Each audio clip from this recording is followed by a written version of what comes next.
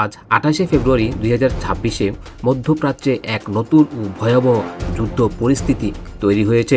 সকালে যুক্তরাষ্ট্র ও ইসরায়েল যৌথ সামরিক অভিযান চালিয়ে ইরানের বিভিন্ন স্থানে বিমান ও ক্ষেপণাস্ত্র হামলা চালিয়েছে, যেখানে তেহরান এবং অন্যান্য শহরের বিস্ফোরণের খবর পাওয়া গেছে এবং নাগরিক এলাকায়ও ক্ষতি সাধনের তথ্য এসেছে। এই হামলার পরেই ইরানও ব্যাপকভাবে পাল্টা হামলা শুরু করেছে। এর আওতায় ইরান একই সময়ে মধ্যপ্রাচ্যের বিভিন্ন মার্কিন ঘাঁটিতে, বিশেষ করে কাতার, বাহরাইন, কুয়েত, সংযুক্ত আরব আমিরাত এবং সৌদি আরবেও অবস্থিত মার্কিন ঘাঁটিগুলির উপর ক্ষেপণাস্ত্র ও ড্রোন হামলা চালিয়েছে। ইরানের পাল্টা আক্রমণে মধ্যপ্রাচ্যের বিভিন্ন দেশের একাধিক জেলাতে বিস্ফোরণ ও সাইরেন বাজার খবর পাওয়া গেছে এবং বাহরাইনে একটি মার্কিন নৌঘাঁটিতে আঘাতের সম্ভাব্য ঘটনা নিয়ে সতর্কতা আছে। ঘটনার মাত্রা এতটাই শঙ্কাজনক যে ইরানের জরুরি পরিষেবা ও প্রশাসন দেশটিতে নিরাপত্তা সামর্থ্য নিশ্চিত করতে ব্যস্ত, আর আন্তর্জাতিক যোগাযোগও তাদের বিঘ্ন দেখা দিয়েছে বলে খবর পাওয়া গেছে। বিশ্বজুড়ে রাজনৈতিক প্রতিক্রিয়া শুরু হয়েছে। কিছু দেশ এই হামলা ও প্রতি হামলা বন্ধের আহ্বান জানাচ্ছে এবং জাতিসংঘ সহ আন্তর্জাতিক সংগঠন সংঘাত কমানোর চেষ্টা চালিয়ে যাচ্ছে। এই সংঘাতের ফলাফল হিসেবে মধ্যপ্রাচ্যের স্থিতিশীলতা এখন খুবই অস্থিতিশীল হয়ে পড়েছে।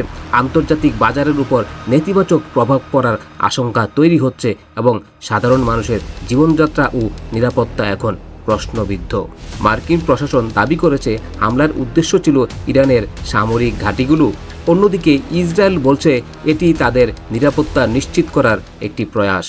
তবে অনেক বিশ্লেষক ও আন্তর্জাতিক পর্যবেক্ষক মনে করছেন এটি একটি প্রিএম্পটিভ বা পূর্ব সতর্ক হামলা, যা আন্তর্জাতিক আইনের ভিত্তিতে কঠিন প্রশ্নের সম্মুখীন। এই হামলাটা এমন সময় চালানো হলো যখন ইরানের সাথে কূটনৈতিক আলাপ চলমানরত। এর ফলে ইরান যেমন তৎক্ষণাৎ পাল্টা হামলা চালিয়েছে, তেমনি বিশ্বজুড়ে অনেক দেশের কাছে প্রশ্ন জাগছে, যুক্তরাষ্ট্রের এই পদক্ষেপ কি ওভাররিচ বা ভুল ছিল কি না। ইরানের দিক থেকে বলা হয়েছে এই হামলা ইরানের সার্বভৌমত্ব লঙ্ঘন এবং অপ্রত্যাশিত আগ্রাসন, তাই পাল্টা হামলা চালানো তাদের আইনি ও স্বাভাবিক প্রতিরক্ষা বলে দাবি করেছে। সার্বিকভাবে যুক্তরাষ্ট্রের এই সামরিক পদক্ষেপকে একটি কড়া নিরাপত্তা সিদ্ধান্ত হিসেবে দেখা হলেও অনেক আন্তর্জাতিক পর্যবেক্ষক, কূটনৈতিক ও আইন বিশেষজ্ঞ এটিকে ভুল হিসেবেই বিবেচনা করছেন, কারণ এটা আলোচনার পথ বন্ধ করে দিয়েছে এবং ইরানকে পাল্টা আক্রমণে ঠেলে দিয়েছে। ফলে মধ্যপ্রাচ্যে আরও বড় অস্থিতিশীলতা সৃষ্টি হয়েছে।